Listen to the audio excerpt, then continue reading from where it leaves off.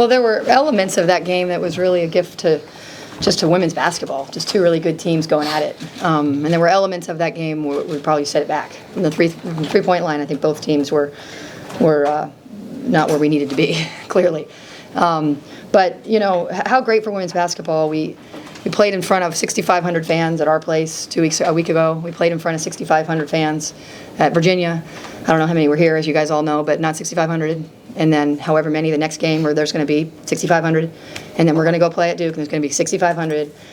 Just so awesome for women's basketball. So just a shout out to our state for how we just keep showing up for women's basketball. These guys have been here a long time and they've got an opportunity to just, the crowds across our league have just really gone up. It's really awesome. So anyway, glad to see all of you guys here for women's basketball on a Thursday night. Coach, what was the game plan to guard and defend against one of the best offensive teams in the conference? Yeah, I mean, they're a hard team to guard. It's a really nicely pieced together group. We all offer something to the unit. They're good off the bounce. Typically, they can make threes. They've got interior presence. So just they got a lot of different things to go to. We like our defense. We didn't play very well Sunday defensively, so that's kind of all I had to say, really, is remember how we played defensively on Sunday. We were much more disciplined defensively. So some breakdowns still. You know, obviously in these close games, it's she who makes less mistakes wins the game. We made a few too many, but overall, you know, just a good college basketball game. Deja, you got banged up at one point early in that fourth quarter. How are you kind of feeling after that? You obviously checked back in, but how are you kind of feeling right now? I'm fine. Carla. The last 3 minutes, you had several chances with an opportunity to tie it and just could never do it. What was going on during that stretch where you just couldn't break through? I mean, got a lot of good looks, right? I got 3 in a row that I liked, right? It's what we missed. I'm not good at math, you guys. We missed 35 shots. They missed 37, maybe. I mean, there's missed shots in the game, right? And when they're towards the end in a possession game, they hurt a little bit more. I can guarantee Wes isn't going to be praising how they shot the ball either, right? It's just the nature of the game. So they made however many, 2 more shots than we did today. Neither team, I don't think, is setting the record books for the offensive shooting that we had today. Courtney, it's good to see you. It's been a while. Earlier in the game, I think you guys were up 3 and they went on a 9-0 run and kind of pushed back. Some of that was Isaiah James, who had foul trouble early. Was there 1 or 2 things during that stretch when they sort of pushed back ahead to get the lead they kept that you didn't like about what your team did or what they did? Well, we know Zai wants to get to the rim, right? And we kind of allowed our guys to play 1v1, which we don't typically do. So, you know, she got those 2 baskets early. We long closed out, which we didn't want to do, and she got by us. So just a few defensive mistakes. But she's a hard matchup. I mean, she's a good player. These are some of the best players in the country, you know, and so both for our team and for theirs. So, you know, it's not really a 1v1 matchup. It's just these kids are too good.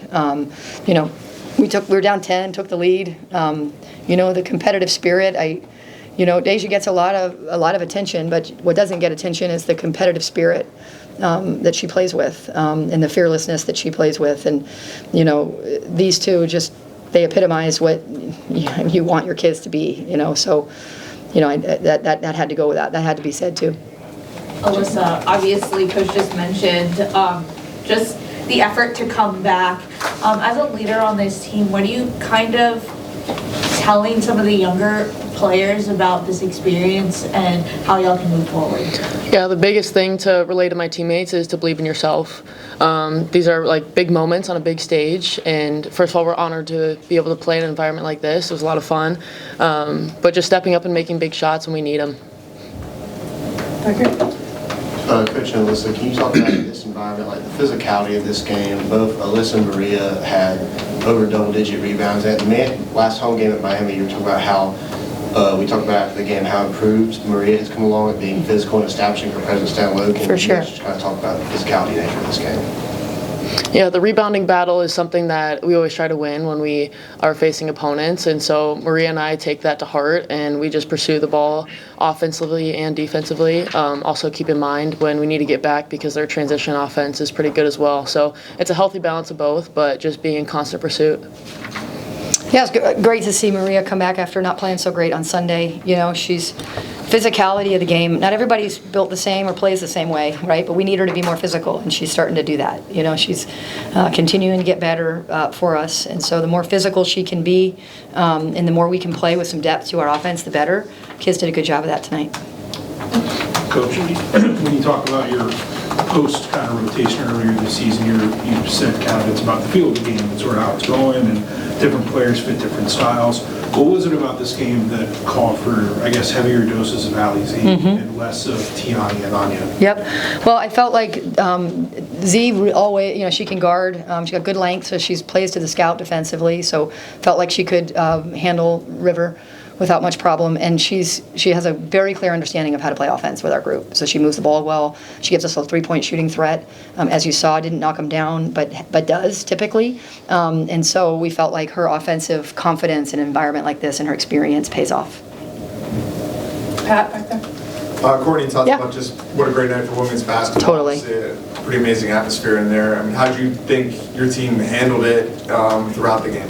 I thought they were fine. I think, again, that's what I was praising women's basketball for. I mean, we have literally, who did we play last? Virginia? They had 6,800 fans, right? And then the game before that, we played Miami, I guess. I don't even remember, but we have over 6,000 every game, right? So, and then there'll be 6,000 or sellout Virginia Tech, and then we'll go to Duke, and that will be a sellout. I mean, it's just awesome. So these environments aren't new. They're just not. So what I'm happy about is that it's not one or two environments. It used to be when I first got in the league, it was NC State, a little bit of Louisville. Now it's like, this is not the norm. This is not that different. This is the norm. And that's so awesome for our league. It really is. At Virginia Tech is going to also have 9,000 fans, and we haven't played there yet. So it's just awesome to look down the schedule and realize that we've got so many more opportunities. I mean, it's obviously impressive that you guys handled it and were so close, but is there a part of you too that's like, wow, we were that close at the number 7 team in the country in their house? I mean, yeah, I mean, not really. I mean, if we had beaten this one, it would make up a little bit for the Virginia loss, right? Because you're just trying to stack wins.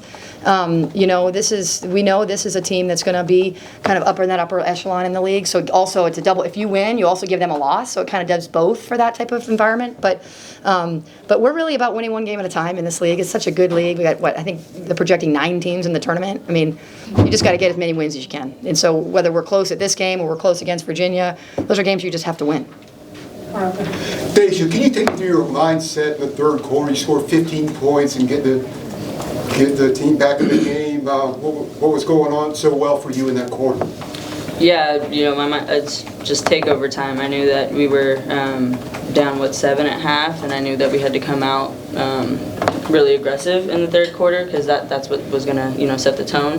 And offensively, I thought we were doing a way better job of moving off each other. I was actually catching shot ready, so I knocked down a couple of threes. But yeah, I was just in takeover mode, and I think defensively also we got a lot of good stops, a lot of big stops, rebounds. So I think that's where it started really on that end, and we got a little more transition looks as well. But after you took the hard fall, you didn't score again. Did that impair your playing ability after that? No, I think other people got good looks throughout those next possessions, but yeah, I guess I just didn't get it. I don't know. Yeah. This question is for both players. Can you speak on the intensity of every possession in this game and maybe compare it to any other games, any other rivalries out there for you guys or whatever? Because you can just sense it on every possession in this game. Anything that can compare to this? I wouldn't say it's really any different than any game because like any other game, every possession matters. And it just comes down to kind of what coach is telling us, just who makes less mistakes throughout the game and within those possessions. And obviously it's a loud environment, so I think that's why it feels more intense and things like that. And when their crowd is cheering for them, we're trying not to worry about that. But yeah, I think just every possession matters, and I think that's kind of how we're going about it, just like any other game. Go ahead. Oh yeah, Alyssa, there was the one play you guys were down by 3, looked like you were kind of taking it down. It looked like you were kind of looking to kick it out. Just kind of what did you see on that play, if you recall it at all? Yeah, that was a play that I'll be thinking about a lot on what was the correct decision. But I thought regardless of the beginning of that play, we got a good look, and at the end of the day, that's all we can ask for—a good look to the basket. But yeah, regardless of that outcome of that play, we just had to keep being competitive and just keep pushing forward. Last question, Carolyn. For all three of you, with a really tough stretch of games ahead, obviously emotions are running really high right now, but what do you kind of view as the key to getting back in the winning column, and what were some positives that you're taking away from today? Yeah, I don't know if it's always, like I said, it's about getting back in the win column, right? I mean, you just have to stack wins, right? And so a loss at Virginia, a win at Notre Dame, a win at home against Louisville, like they all matter, right? And so you know that it's going to take probably 4 losses might win this league. Like you just know that. So whether you have a tougher schedule in the beginning of the season or the middle or the end or intermixed, that's why we just talk about stacking wins. Like it's just this group. I mean, led by these two. You think these two are worried about anything but tomorrow? Like that's just not how they're wired, and that's why we're so good, right? And so we have a really good Virginia Tech team. Miami's really good. Florida State's really good. Like Virginia's really good. So that's just the nature of this league, and that's what makes it so awesome to be in it. Yeah. And Alyssa and Deja, what are some lessons that you're taking away from today? I think just continuing to compete, just trying to see the big picture. I think we got better just from our last loss, and obviously we hate losing. I hate losing, but I think just learning from it, continuing to grow from it will be the biggest thing. And as leaders, I think that's something that we just have to, continue to uplift the team in that way. Yeah, for me, I'm going to take away that leaning on each other is the biggest thing that gets us through competitive games, and just infusing each other with confidence and believing in each other, because at the end of the day, when you're in an environment like that, all you got are the people in blue for us. And so just reminding ourselves when we're in tough situations and we may or may not have momentum, just how do we operate within the 5 that are on the floor to produce the best outcome we can. Thanks, everybody. Thank you all. Thanks, guys.